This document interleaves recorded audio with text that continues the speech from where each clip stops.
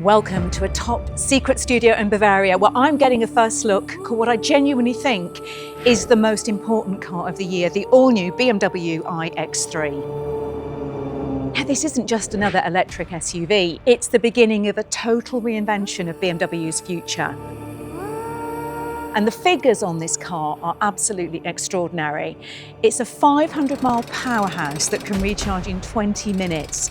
It's controlled by AI with an operating system that would do a tech giant proud. And the figure you're really interested in, the price, well, it costs less than the outgoing model.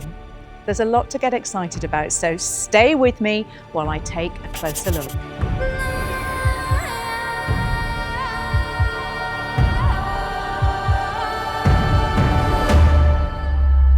To help me explain why the BMW iX3 is such a special car, I have brought along my trusty bag of pick and mix. You know how you can grab a handful of gummy bears from one tub, chocolate Brazil nuts from another, my personal favourite, cola bottles from a third. It's all perfectly fine, you get your sweets job done. It's not exactly curated, is it? Well, here is the thing. Many electric cars today are built using that pick and mix approach. Car makers source motors from one place, batteries from another, software from somewhere else. It's pick and mix engineering. And whilst I am oversimplifying, this is why so many electric car brands have popped up so quickly, but also why quite a lot of electric cars feel very similar to drive. This has worked well for BMW so far, but now it is taking a completely different approach, a more artisan approach. You see, BMW has designed and engineered everything itself on this car. Like Apple did with iPhones, BMW is now building both the hardware and the software. And we all know how that turned out for Apple. For the first time, BMW's Powertrain and driving dynamic software are run by a single unit. 4 high-performance superbrains controlling driving, driver assist, infotainment and comfort systems. The result, faster, smarter communication and complete in-house control over how the car drives, reacts and feels, giving BMW EVs a unique personality in that world of pick and mix. So it's not only the technology that's completely new on this car, it's also the design. It gets a brand new design look for BMW, one that you're going to see on the cars going on from here. Now, if you recall, I have a video on the YouTube channel where I saw the Neue Class concept car last year. They promised me at the time that the production car would look like that, and I'm really happy to say that it does. So the main change is right here at the front, the kind of face, if you like. You can see it's got the illuminated kidneys here in the centre, just like the concept had. It's not just a throwback to the concept car, it's also a throwback to the original Neue Class. In fact, this whole light bar, which stretches across here with these horizontal lights, are very reminiscent of that. The biggest change for me is that the chrome has gone. Chrome isn't that environmentally friendly, so there is less chrome and more light, which I think gives it a really fresh, modern look. Now, BMW know that perhaps not everyone is going to go for this. It might be a bit too much for some people. All the first generation cars, the first cars that go on sale, will have these illuminated kidneys. But down the line, you will be able to opt for it without them. In fact, they come as part of an option pack that you need to go and upgrade if you want to get those. I just think looking at it, it looks far less aggressive, it looks more modern. And all I can think about is how great it's going to look when you spot this in the rearview mirror on a dark night. Now, I think BMW's new direction is even more obvious in here. I absolutely love how pared back and minimal it is in here. Like everything else about the car, it's a complete redesign. Gone is the traditional instrument binnacle. That iconic iDrive controller that first appeared over 20 years ago, that's gone too. I think like the exterior, it feels far less blokey, just less aggressive in here. So what do you get? Well, you get this driver display that seems like it's floating above the steering wheel. It's part of what BMW calls its panoramic display, and it sweeps right across the base of the windscreen, visible to everyone, front and back. It's controlled by what else but a BMW designed operating system. And that display isn't a screen in the usual sense. It's really clever. It's a reflection projected into the darkened glass strip that normally hides the windscreen wipers. So the panoramic view shows you all your core driver info, plus up to 6 customizable widgets, which you can play around with right here on the central screen. So let's turn to this, the main touchscreen, which now comes in this lovely 6-sided shape, which will be flipped for right-hand drive markets like ours. As you can see, one edge sits nice and close to the steering wheel. It means it's easy to reach all your key icons and functions without having to lean over or search around too much. And as I said, if you flip down the screen here, there's a customizable section where you can put different shortcuts in, the things that you're going to use the most. And go back. System itself, it's the first time I've seen it. I've been playing around with it. It's really responsive, really quick. One thing that I've spotted that I like is this little one here. Straight away, if you want to do, you can reduce the warnings. Some people can find them a bit intrusive, and it's a really easy way of doing that. Can we give a shout out to this steering wheel? Can we just take a moment just to appreciate it? It looks to me like it should be in a concept car.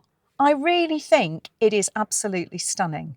I love this 2 central spoke design, yet it's also got physical buttons on there as well for all the functions that you want. I love the shape, you know, the flat top and bottom. I love all the little bits of aluminium trim. This might be too much for some people. I think you're mad if you're one of those people, but it might be.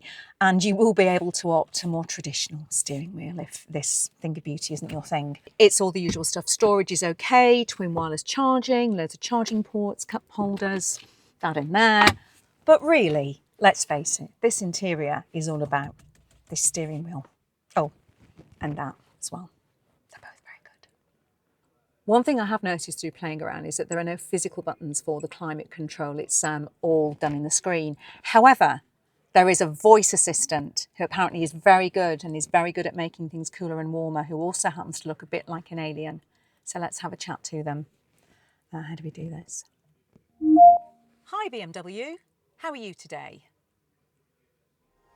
Running smoothly and ready to hit the road. Oh, love that! It's also got all the usual tech. Your phone can act as your key, there are loads of apps available, you can do video Zoom calls while you're parked if you want to, and switch to audio when you set off. Android Auto and CarPlay are fitted as standard and also sync to the head-up display, which is useful, and you'll receive over-the-air updates just like your phone. In the back seats, and wanting to be completely balanced because I am 5'4", I have found the tallest person in the studio today, who is Tom, our incredible photographer, who is 6'7". Right. 6'7". Tom has got a comfortable driving position at 6'7", and I have still got loads of knee room. And there is an absolutely brilliant big section underneath the seats for you to tuck your feet under. It's actually got as much space as the BMW X5, which is, of course, a much bigger car. Honestly, it feels really nice back here. Headroom, even with the Pano sunroof, is also good. You've got all the usual sort of BMW little bits there for your accessories. The other thing I want to point out, though, is how wide the doors open. Really good opening there, so it's going to make it easy getting kids and car seats in and out of the back. Just to put that previous sequence into perspective, me, 5'4", Tom, 6'7". Now, the big headline figure from this car is, of course, that it's good for 500 miles of range from a lithium-ion NMS battery with 108 kilowatt hours of usable capacity. So the electric drive system in it has taken a massive step forward compared to the last version. And that's partly why we have that impressive range figure. It's now more efficient and it is lighter. And a big part of this comes from a new battery design. It's using cylindrical cells. Think of like oversized AA batteries, if you like. These hold 20% more energy and they can charge 30% faster than the previous setup. So this means more range and less time plugged in, exactly what every electric car owner wants. And I can't help but think that this 500-mile figure is something that a lot of people have been waiting for. So another change is that instead of building the battery as a separate block, BMW has integrated it directly into the car's structure. So this saves space, it cuts weight. It also makes the car itself stronger overall, all of which improves the driving experience. And we have actually had a really early drive of a prototype of this car. If you want to check out that review, go and take a look over at electrifying.com, where we have a full written review. Now, the whole setup runs on BMW's new 800-volt electrical system. That's basically the high-performance version of EV technology these days. Think of it like the difference between plugging your phone into a standard charger or one of those bigger, faster chargers. It's the same principle. This system can handle much more power, much more efficiently, and that means the iX3 can charge it up to 400 kilowatts. Now, that's properly fast. At an 800-volt rapid charging station, you can add over 200 miles in just 10 minutes. I mean, that's barely enough time to grab a coffee and go to the loo. The full 10 to 80% charge, that's going to take just 21 minutes. We're talking about genuinely usable charging speeds here, but of course the caveat is you've got to find a charger that can deliver those speeds. But it does mean that this is properly future-proof because more and more of those are popping up, and we'll see more as the years move on.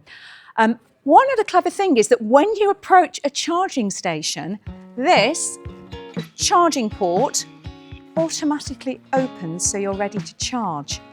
Apparently it learns your charging habits through the use of AI, which is really clever and also a bit strange and a bit scary. When it comes to AC charging, 11 kilowatt is standard, with 22 kilowatt available as an option.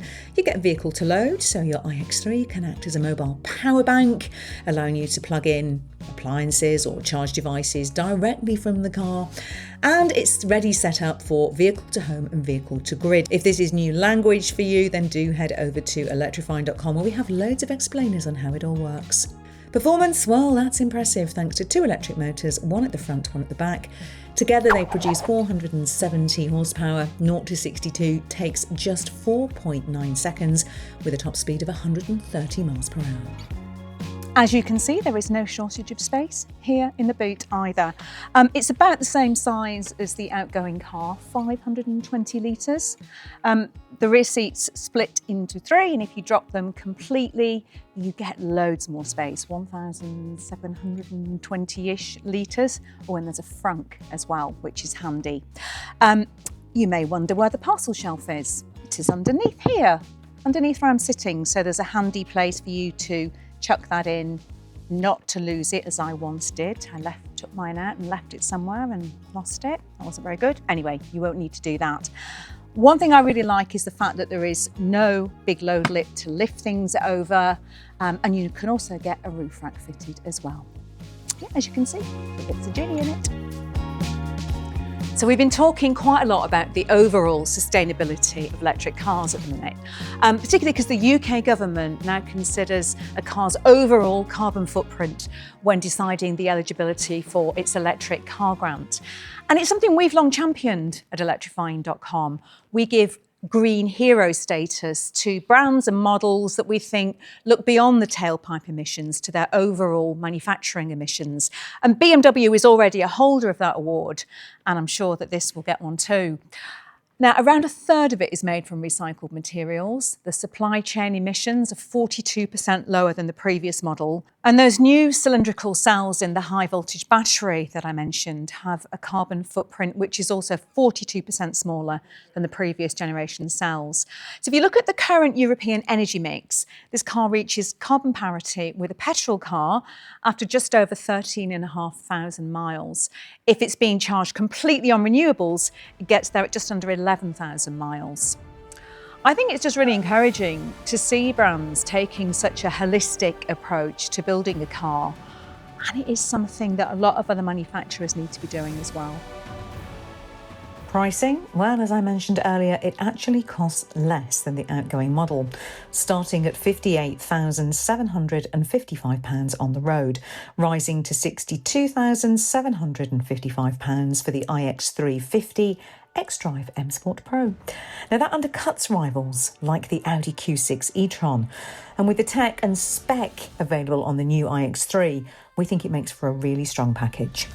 It's not often that you get an upgrade in life and pay less for it, is it? Particularly not one as impressive as this. So, the order books for this car are open now. First customer deliveries will start from early 2026. Look, this car has got me really excited seeing it today, and I cannot wait to drive it, which is what we will be doing before the year is out. So if you aren't already, please do subscribe to the channel and switch your notifications on. And of course, let us know what you think in the comments below. Artisan chocolate or pick and mix? I know which I prefer.